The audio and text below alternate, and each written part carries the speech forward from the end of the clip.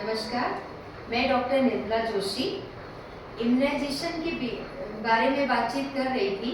उसी बातचीत को आगे बढ़ाते हुए आज मैं बात करूंगी कि जो हम टीकाकरण करते हैं क्या उससे कोई साइड इफेक्ट भी हो सकता है। बहुत सारे माँ बाप ये सोचते हैं कि मैं इतने सारे वैक्सीन लगवाऊंगा अपने बच्चे को, कहीं मेरे बच्चे को कोई प्रॉब्लम ना हो जाए भविष्य में चल के। तो ये बातचीत तो माँ बाप के दिमाग में आना लाजमी है। तो कुछ साइड इफ़ेक्ट्स होते हैं, जैसे कि हमने इंजेक्शन लगाया तो जिस जगह पे हम इंजेक्शन लगाते हैं वहाँ पे सूजन आ सकती है, वहाँ पे लाल हो सकता है और बच्चे को दर्द हो सकता है। जैसे कभी हमारे को कोई नीडल चुभ जाती है तो 2-3 दिन तक दर्द होता है कि नहीं होता है, उसी तरीके से नीडल का पेन भी हो सकता है। पहला तो लोकल रिएक्शन। दूसरा क्या होता है कि हमने इंजेक्शन लगाया तो सडन एनाफाइलेक्सिस रिएक्शन, मतलब कि हमने तो भलाई के लिए लगाया लेकिन बॉडी रिएक्ट कर गई। तो इस तरह के रिएक्शंस बहुत कम होते हैं, लेकिन उसके लिए जो लोकल डॉक्टर होते हैं वो तैयार रहते हैं कि अगर ऐसा हुआ तो हम उसका बचाव कर पाएंगे कि नहीं कर पाएंगे। उनके पास इंतजामात रहते हैं। वो बहुत कम केसेस में होता है, लाखों करोड़ों में किसी एक बच्चे को होता है। अच्छा, तीसरा क्या होता है, जनरलाइज रिएक्शन यानी सिस्टेमिक साइड इफेक्ट जिसको हम लोग बोलते हैं। सिस्टेमिक साइड इफेक्ट में क्या होता है कि वैक्सीन अंदर जाती है तो उसकी प्रतिक्रिया होती है, एंटीबॉडीज बनती हैं, तो जिसके तहत बच्चे को बुखार आ जाता है, किसी बच्चे को सर दर्द हो सकता है, किसी बच्चे को हाथ पैरों में दर्द हो सकता है।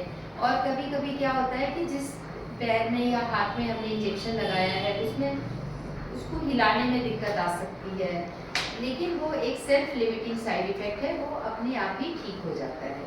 लेकिन अगर वो थोड़ा ज़्यादा होता है तो आप अपने लोकल डॉक्टर से संपर्क करें, जिन्होंने वैक्सीन लगाया है वो उसकी दवा दे देंगे और वो ठीक हो जाएगा।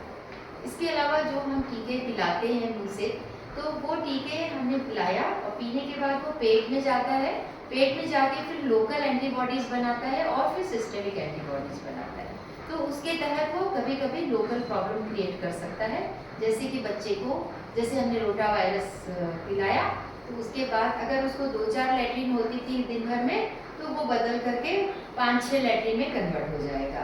लैट्रिन अगर सेमी सॉलिड होती थी तो स्लाइटली लूज हो जाएगा। तो मतलब ऑल्टरेशन हो सकता है, जरूरी नहीं कि सबको हो, लेकिन किसी को इस तरह का हो सकता है। और इट्स अ नेचुरल फिनोमिना, हमने ऊपर से वायरस इंट्रोड्यूस किया है तो कुछ तो फर्क पड़ेगा ही ना। इसी तरीके से हमने ओरल पोलियो पिलाया, उसके बाद भी उसकी लैट्रिन थोड़ी सी बढ़ सकती है।